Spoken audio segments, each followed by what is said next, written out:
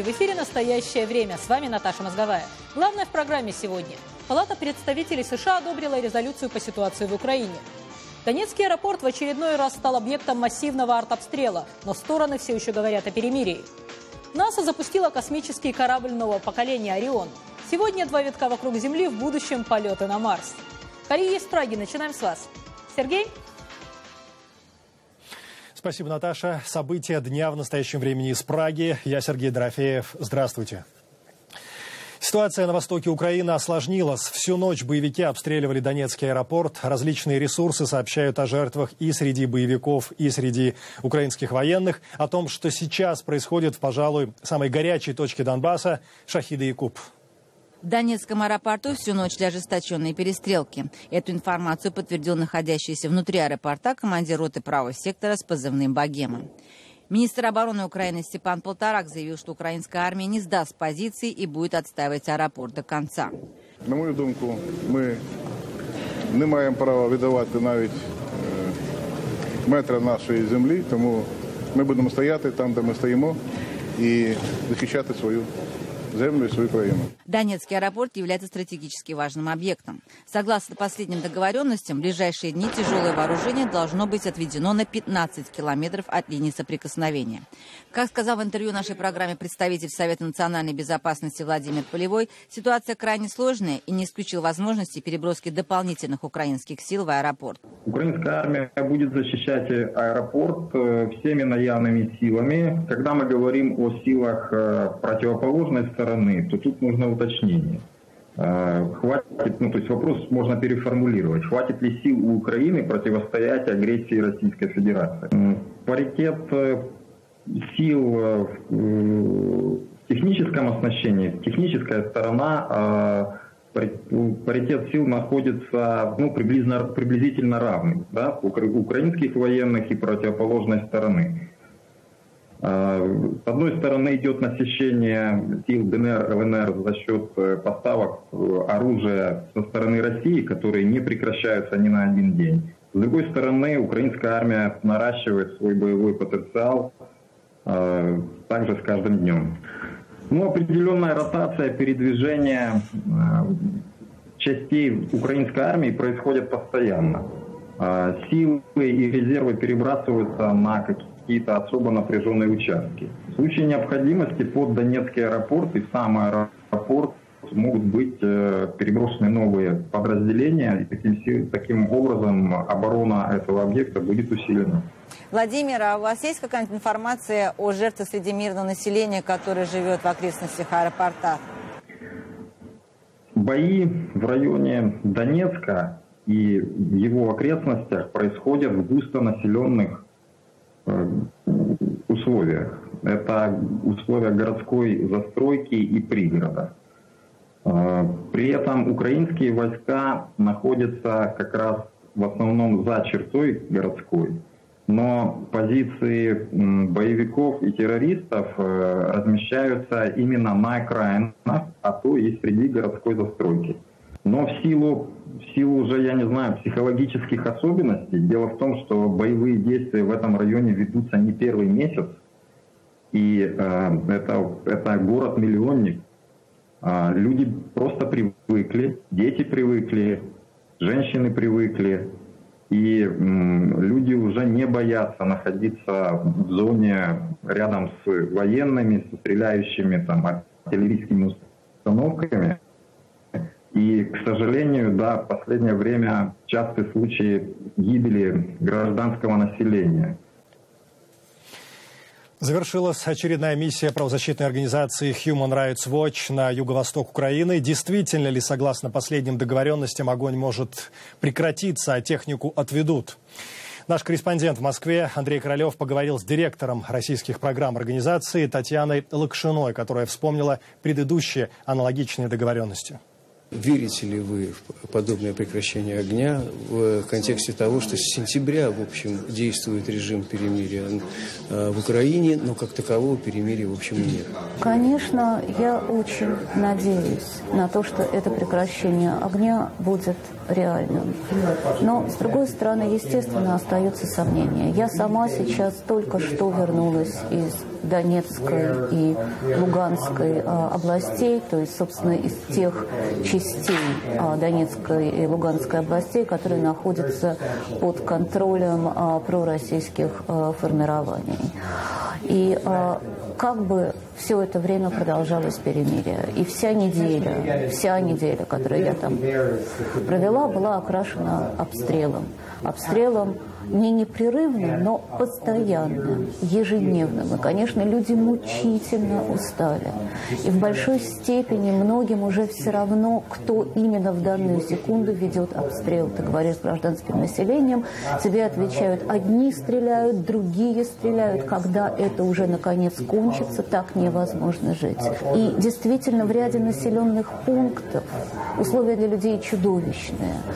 Нет электричества, соответственно, нет отопления, страшные перебои с водой или вообще нет воды.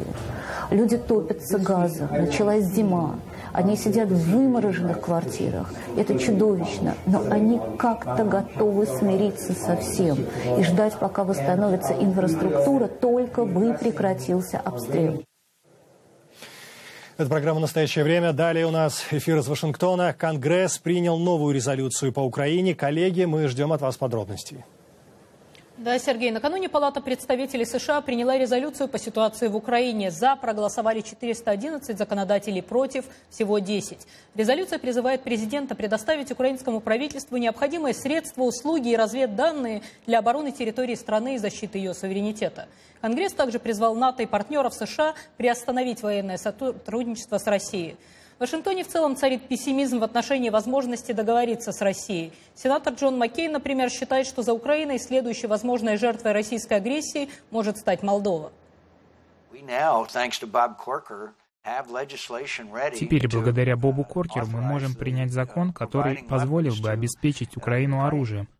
Тут кто-нибудь не знает, что мы отказываемся обеспечить Украину оборонительным вооружением, в то время как ее расчленяет Владимир Путин? Нарочно не придумаешь. Кстати, мы посылаем им одеяло.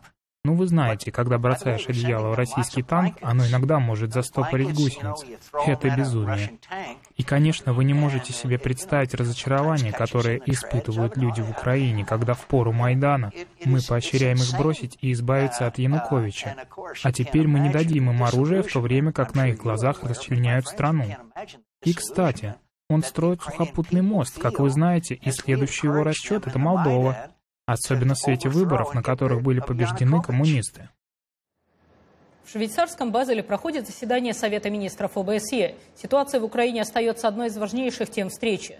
Госсекретарь США Джон Керри обвинил Россию в том, что она продолжает снабжать сепаратистов на востоке Украины оружием, оказывать им поддержку и тем самым нарушает условия Минского соглашения. Кроме того, он заявил, что сотни российских солдат воюют и погибают в Украине, не имея никакого права там находиться. Керри также отметил, что страны, которые поддерживают Украину, к конфликту с Россией не стремятся. Соединенные Штаты и все страны, поддерживающие суверенитет и права Украины, не стремятся к конфронтации. Россия, оказавшаяся в изоляции в результате своих же действий, это не наш замысел и не то, к чему мы стремимся. Более того, мы убеждены в том, что Москва способна восстановить доверие к себе и нормальные отношения, если она просто поможет успокоить эти бушующие волны, если она незамедлительно предпримет шаги по реализации Минского соглашения по форме и по существу, прекратит поддерживать военные действия на востоке Украины, выведет российских военных и вооружение с территории Украины, использует свое влияние на сепаратистов для освобождения всех заложников, гарантирует безопасный и беспрепятственный доступ наблюдателей ОБСЕ, начнет взаимодействовать в обеспечении безопасности и уважения международно признанной Украино-российской границы на всем ее протяжении и прекратит незаконную оккупацию Крыма. Никто не выигрывает от этой конфронтации. Руководство ОБСЕ признало, что неспособность организации разрешить ситуацию в Украине угрожает ее дальнейшей работе. В частности, председатель парламентской ассамблеи ОБСЕ Илка Канерва сказал, что кризис в Украине и действия России стали причиной институционального и даже экзистенциального кризиса в самой ОБСЕ. Между тем, американский сенатор Бен Карден полагает, что организация за 40 лет сталкивалась с кризисами не раз, и ключ к их разрешению – совместная работа. В Украине очень тяжелые проблемы. Это и вопросы границы, которую Россия продолжает нарушать, что абсолютно возмутительно. Они по-прежнему контролируют Крым, разумеется. То, что они делают, противоречит хельсинским обязательствам. За 40 лет были и другие страны, нарушавшие хельсинские принципы, но мы сообща работали над решением этих проблем, что мы делаем и сегодня. Впереди, очевидно, немало трудных дорог, но в первую очередь нас беспокоит вопрос безопасности людей. Информация как оружие в войне на примере ситуации российских и украинских СМИ. Эта тема стала предметом обсуждения на конференции в университете Джорджа Вашингтона.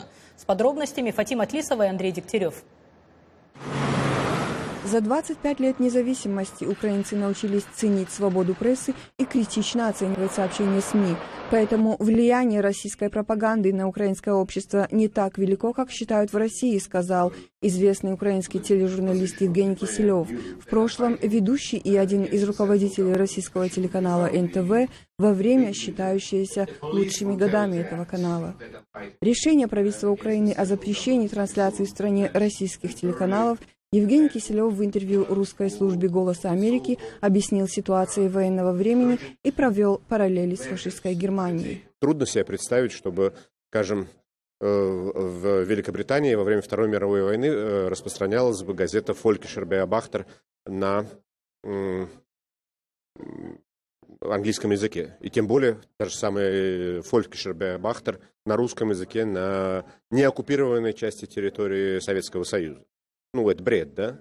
Сейчас, по сути дела, основные российские телеканалы занимаются враждебной пропагандой, и украинским властям ничего не остается, кроме как предпринимать жесткие административные меры для того, чтобы противостоять этой пропаганде. Тут, к сожалению, по законам военного времени все это делается. Однако ведущий научный сотрудник Института России и Евразии в Высшей школе Эллиота Роберт Ортунг говорит, что использование СМИ как оружие характерно не только для России. По мнению Ортунга, кремлевские аналитики научились создавать реальность, чтобы использовать ее в политических целях, наблюдая за американским телеканалом Fox. Идет настоящая война, это информационная война, и российская власть думает, что Запад уже играет эту войну и как-то должен реагировать на то, что они делают. И они используют информацию как оружие. Россия активно играет в эту игру, а Запад не так агрессивно, как Россия, но он тоже использует информацию, конечно, в свою пользу. Между тем, Евгений Киселев убежден, что прессе в Украине удается сохранять лицо и не поддаваться на соблазн отвечать российским коллегам с помощью пропагандистских методов. Фатима Атлисова, Андрей Дегтярев для канала «Настоящее время». В Пентагоне, между тем, ожидается новый министр обороны. Президент США Барак Обама буквально несколько минут назад сделал заявление в Белом доме.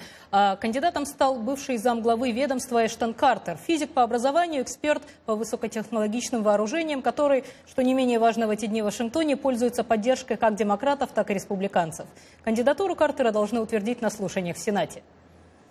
В Беларуси освобожден политзаключенный Василий Парфенков. Подробности у наших коллег в Праге. Сергей?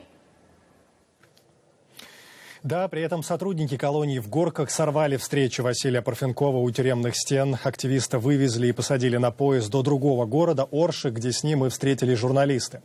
Одно из первых заявлений Парфенкова было связано с событиями в Украине. Я националист до мозга костей, до мозга костей, но я националист, как говорил Лукашенко, в хорошем смысле этого слова. Я не хочу войны, я не хочу крови, как это происходило в Украине. Но если до этого дойдет, придется браться за оружие и разговаривать с ними их же методами. Я не отказался от своих каких-то политических взглядов, и никак на меня не повлияло. Это, наоборот, где-то даже укрепило и еще больше закалило на дальнейшую борьбу, появилось вот это неприятие этого абсурдной этой системы, которая сегодня в Беларуси. Василий Парфенков отбывал в колонии свой очередной срок после 2010 года. Тогда активисты лишили свободы по делу о массовых беспорядках на площади Независимости в Минске. Вечером, в день выборов, услышав предварительные результаты голосования, тысячи и тысячи минчан вышли на улицы. Тем временем в Беларуси задержали журналиста, военного обозревателя газеты «Беларусы и рынок» Александра Олесина. По предварительной информации, его обвиняют в шпионаже. Правда, вот в пользу какой страны неизвестно. Об этом сообщает ресурс «Хартия-97», отмечая при этом, что эксперт уже больше недели может находиться в американской тюрьме КГБ. Корреспондент «Радио Свобода» дозвонился до пресс-службы КГБ, но там от комментариев отказались. И в продолжении темы о преследованиях журналистов. Суд Баку постановил известная журналистка Хадиджа Исмайлова на ближайшие 2 месяца на период следствия будет лишена свободы. Прокуратура обвиняет ее в оказании давления на бывшего азербайджанского журналиста Турала Мустафаева и в попытке доведения последнего до самоубийства. Хадиджа Исмайлова известна громкими расследованиями бизнеса членов семьи президента Азербайджана Алиева, является лауреатом премии «Доблесть» в журналистике. Власти уже несколько раз задерживали ее по разным причинам. Журналистка постоянно получает угрозы, а в ее квартире несколько раз обнаруживали подслушивающие устройства.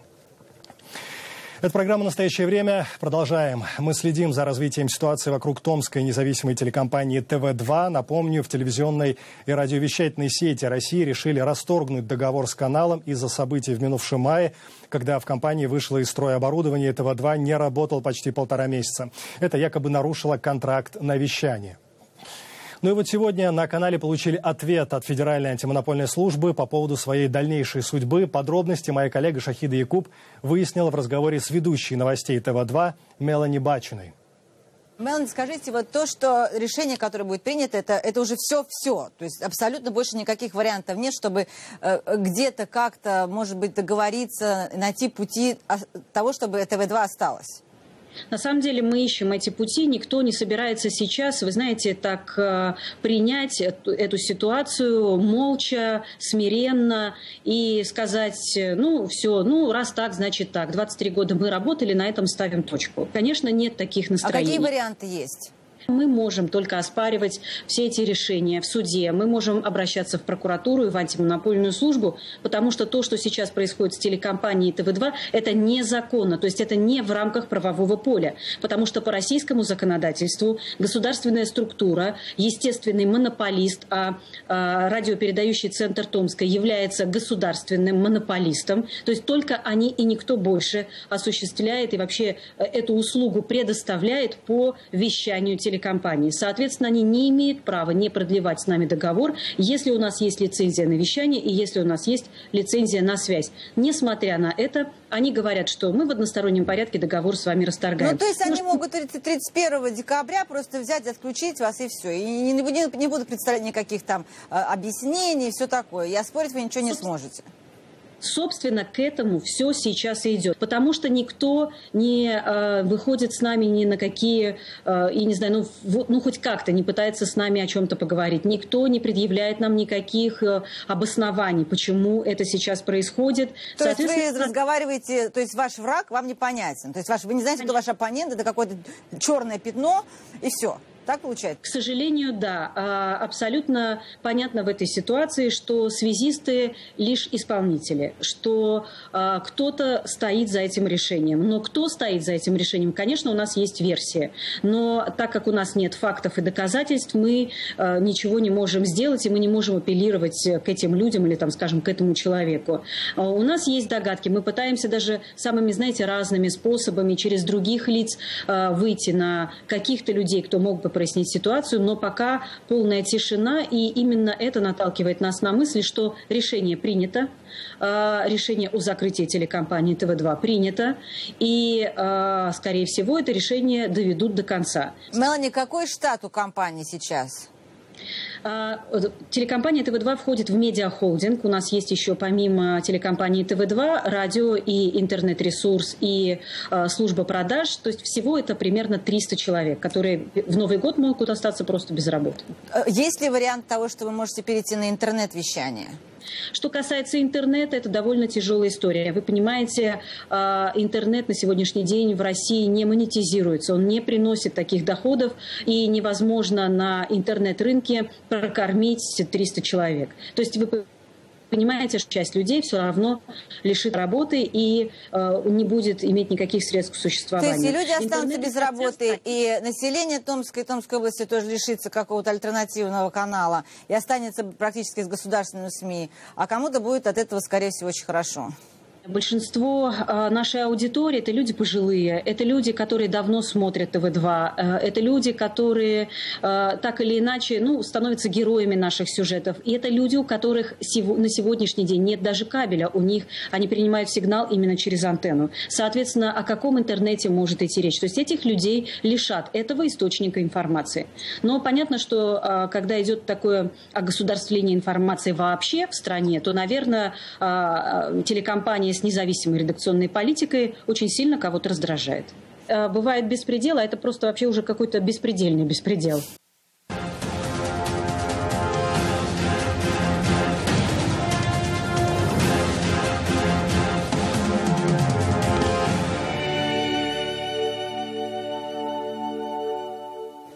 Другие темы. В Соединенных Штатах очередная волна протеста против действий полиции. Почему не спят Бостон, Чикаго и Нью-Йорк? Наташа.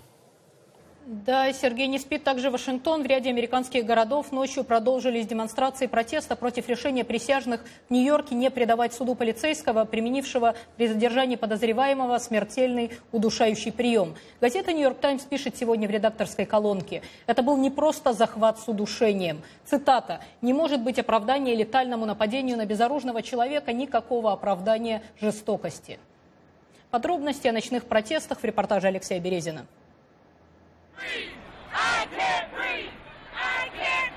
Бостон, Чикаго, Даллас, Вашингтон, Окленд, Феникс. Вторую ночь подряд тысячи людей выходят на демонстрации в американских городах, возмущенные решением Большой коллегии присяжных не выдвигать обвинений против белого полицейского Дэниела Панталео в деле об удушении безоружного чернокожего мужчины Эрика Гарнера в Нью-Йорке.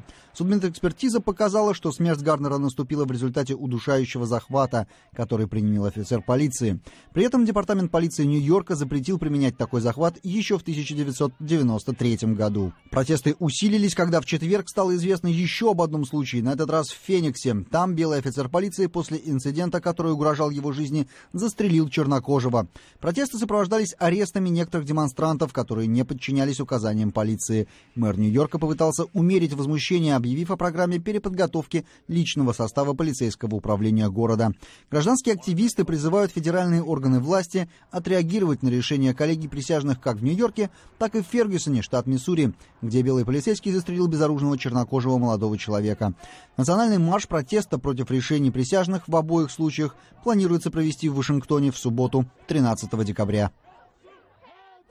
Более радостные новости. НАСА провело удачный запуск космического корабля нового поколения «Орион». Это тестовый полет, во время которого капсула «Орион» совершает 2 витка вокруг Земли. Подробности в нашем сюжете. 5, 4, 3, 2, 1. And lift-off. Новейший космический корабль НАСА «Орион» отправился в первый тестовый полет. Ракета-носитель «Дельта-4» с «Орионом» на борту стартовала с космодрома на мысе Канаверал в штате Флорида. Первоначально старт был запланирован на утро четверга, однако был отложен сначала из-за сильного ветра, а потом из-за проблем с топливной системой. «Орион» приходит на смену 30-летней программе полетов шаттлов, которые были отправлены на пенсию в 2011 году. Новый космический аппарат называется многоцелевым и будет способен доставлять в дальний космос как грузы, так и астронавтов. В перспективе «Орион» должен обеспечить доставку людей на Луну для длительного пребывания на ней с тем, чтобы в дальнейшем подготовить пилотируемые полеты на Марс. В В ходе нынешних испытаний «Орион» сделает 2 витка вокруг Земли на высоте 5800 километров, что почти в 15 раз выше орбиты МКС, и затем совершит посадку в Тихом океане. Если все будет проходить в штатном режиме, то возвращение «Ориона» на Землю ожидается через 4,5 часа после запуска, то есть в районе половины 12 дня по времени восточного побережья США. Во время полета специалисты НАСА соберут важнейшую информацию о поведении систем космического корабля в реальной ситуации, изучат условия, в которых астронавты будут находиться на борту «Ориона». За запуском «Ориона» наблюдал наш эксперт в области авиации и космонавтики Юрий Караш, который сейчас с нами на связи по скайпу с мыса Канаверал. Юрий, если испытания пройдут удачно, означает ли это, что эпохи МКС, например, приходит конец? Что это вообще означает для будущего космонавтики? Простите, я прежде всего хотел бы поправить подводку, которая была сделана. «Орион» не предназначен для того, чтобы доставлять людей на Луну. Возможно, будет испытание на окололунной орбите, но не более того. Вообще-то это корабль чисто для Марса. Теперь, что касается Международной космической станции. Никакой связи между «Орионом» и МКС нет. Еще раз говорю, это корабль не для околоземной орбиты. Это для дальнего космоса за пределами лунной орбиты. Международная космическая станция, будем надеяться, пролетает как минимум до 2020 года, а может быть и до 2024. Вообще, конечно, старт «Ориона» — это большое событие в истории не только американской, но и мировой космонавтики. Потому что, во-первых, с научно-технической точки зрения, как я уже сказал, это первый пилотируемый космический корабль, который разработан для миссии в дальний космос. То есть он должен обладать особенно надежной и эффективной радиационной защитой, а также термозащитой для входа в плотные слои атмосферы, потому что он будет значительно больше разогреваться в процессе вот этого входа, чем, допустим, обычные околоземные корабли, потому что скорость возвращения из дальнего космоса значительно выше, чем скорость полета по околоземной орбите. Что касается с политической точки зрения, то, конечно, во-первых, Америка очередной раз подтверждает свое безусловное лидерство в космосе, ну а кроме того, это еще один шаг к обретению полной независимости от России в области средств выведения в космос полезных нагрузок и людей. Спасибо. Это был эксперт в области авиационных и космических технологий Юрий Караш. Президент Обама и члены его семьи накануне вечером участвовали в церемонии зажигания национальной рождественской елки в парке у Белого дома. Этой традиции уже 92 года. Репортаж Александра Панова и Дмитрия Шахова. В праздничном вечернем шоу в президентском парке было много звезд. Но танец Барака Обамы бок о бок с Санта-Клаусом стал главным хитом, который с огромной скоростью тиражируют сейчас по телевидению и в социальных сетях. Начало церемонии задержалось, в городе прошел марш протеста. И все же празднику ничто не могло помешать. Первым зажег огни на елке у Белого дома президент Джон Калвин Кулиш в 1923 году. Нынешнее дерево, голубую ель высотой 9 метров, привезли из Колорадо 2 года назад. Репетиции шли с раннего утра, звучали рождественские песнопения «Carols», завезенные с исторической родины Англии. И рождественская музыка уже по-американски в стиле кантри и блюграсс. Рождество — это особый праздник, проникнутый духом заботы о ближних и дальних людях, о тех, кто беден, нездоров, нуждается в помощи. Любовь Господа к нам мы должны поделить на всех. Хочу пожелать людям в будущем году мира. Ведущий церемонии Том Хэнкс в прямом эфире заручился обещанием Обамы сняться вместе с ним в кино по окончании миссии в Белом доме. Актер-оскароносец обратился к зрителям «Голоса Америки». Сезон праздников каждый отмечает по-своему. В каждой стране свои традиции. Но пусть Господь благословит вас всех. Если мы все будем работать чуть упорней, тогда следующий год станет самым лучшим для всех нас. Нужно больше стараться лучше понимать друг друга и уважать друг друга. «Голос Америки» для меня — это голос свободы. 3, 2, 1... Только что президент Обама и дочери зажгли огни на национальной рождественской елке Америки. Девиз Рождества – мир во всем мире и наилучшие пожелания всем и повсюду. За церемонией наблюдали тысячи зрителей у Белого дома и миллионы у телеэкранов. От американского президента и других мировых лидеров зависит, чтобы пожелания мира не стали пустой формальностью. Александр Панов, Дмитрий Шахов. Настоящее время. Вашингтон.